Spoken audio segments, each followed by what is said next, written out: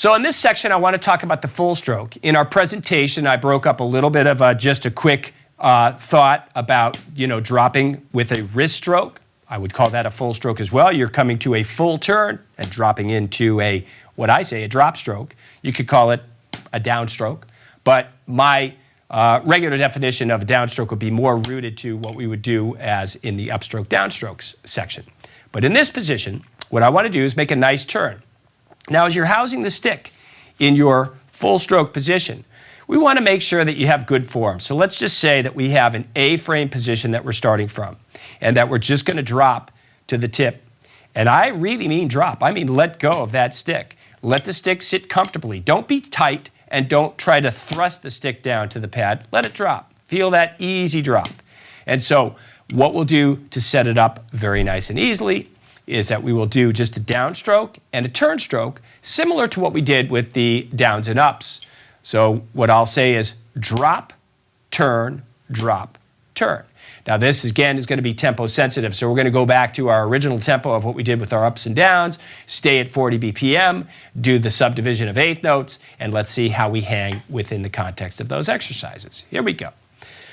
A-frame position, 40 BPM, exercise 1. 1 and 2 and 3 and 4 and 1 and 2 and 3 and 4 and. Okay, so I could stay a little bit longer with that right hand and maybe perhaps stay 8 bars, 16 bars. I just want to put a little disclaimer and be kind and gentle. So don't jam your wrist and turn back with some extreme amount of force.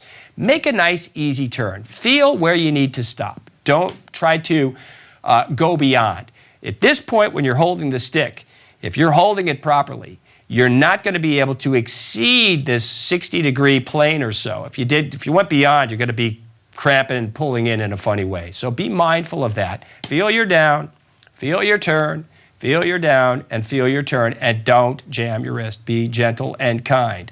Drums are very physical. You got to watch what you're doing and be super careful that you don't injure yourself. So here we go. Now we're going to take the left hand, do the same exercise. I'll just go through 2 bars. Again, 40 BPM. Eighth note is our subdivision. Here we go.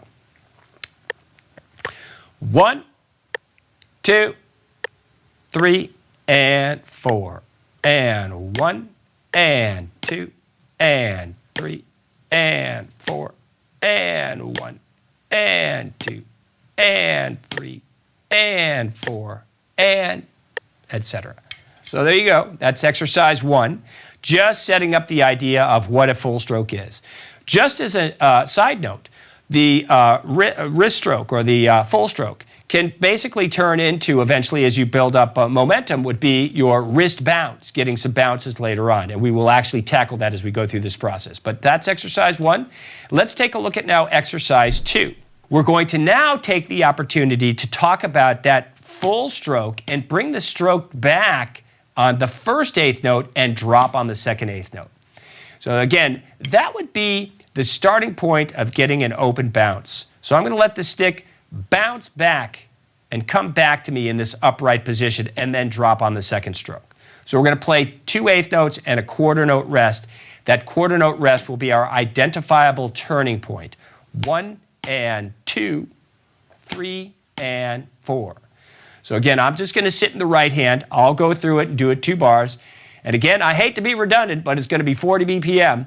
Sorry about that. But again, tempo sensitive. Get everything to sit nice and comfortable, and that will get you down the line. Slow and flow.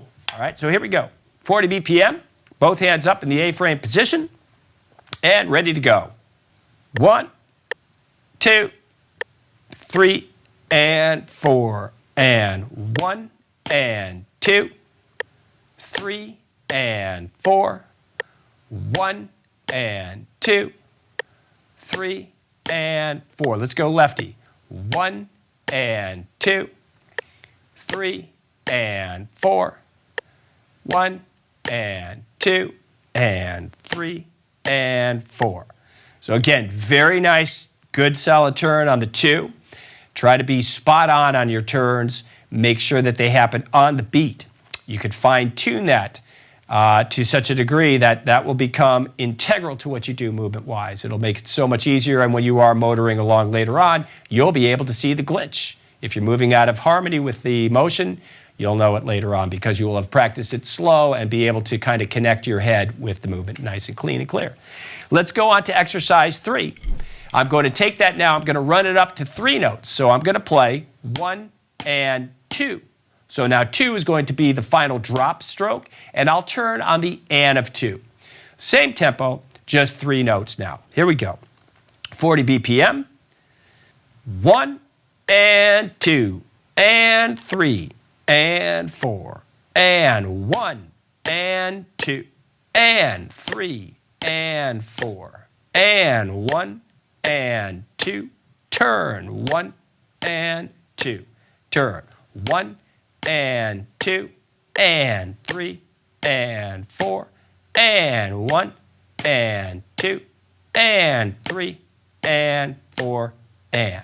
All right, so here we go, exercise 4. We're going to push this to 60 BPM, again, setting our subdivision to the 8th note, and we're going to try to get a nice loose wrist and follow the bouncing stick, stopping on beat 3 with a very definitive turn on beat 4. Here we go. 1, 2, 3, and 4, and 1, and 2, and 3, and 4, 1, and 2, and 3, and 4, 1, and 2, and 3, and 4, 1, 2, 3, left hand, 1 and 2 and 3, 4, 1 and 2 and 3, 4, 1 and 2 and 3, 4, 1 and 2 and 3, and turn.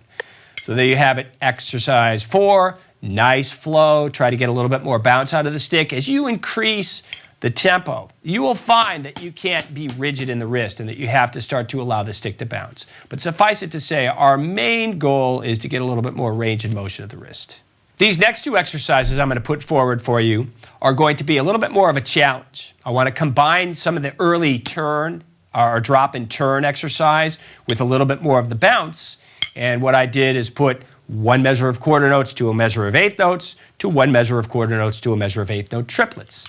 And again, we want to try to gently transition from when we get to the 8th notes to maybe feeling a little bit more of a turning point where it's not, I don't want to say rigid, but it's kind of held, to getting close to what a bounce stroke would feel like when we get to the triplets. So this is a little more challenging, but I wanted to put it out there because, again, these strokes, as you go faster, will morph into what we would call a full bounce stroke. So here we go. Count out loud is my always good recommendation. Here we go. 1, 2, 3, and 4, and 1, 2, 3, and 4, and 1, and 2, and 3, and 4, and 1, and 2, and 3, and 4, and 1, and 2, and 3. Let's go to the second one. 1 and 2 and 3 and 4 and 1, 2, 3, 4 and leave 1 and 2 and 3 and 4 and 1, 2, 3, 4, 1 and 1, 2, 3, 4 and leave 1. My form of counting 8th note triplets, that's a long story. I've been asked many times, but I was told to take the word evenly, break it up into 3 syllables, evenly, and just take the eve off and put the number. So 1 and lee, 2 and lee. If I'm breaking up 8th note triplets into subgroupings, I might use 1 and 2 and But your value is to find a good solid count that will support different methodologies of things that you want to go through. So as you go through, you might hear a few different versions of counting. That's the Bruce Becker way of counting triplets. So there you go. And now the assignment. I want you to go through these. Again, just take your time and go through those on a regular basis. Try to break down the nice, easy drop to turn as you're going through these full stroke exercises. And as you get to what we just called the bonus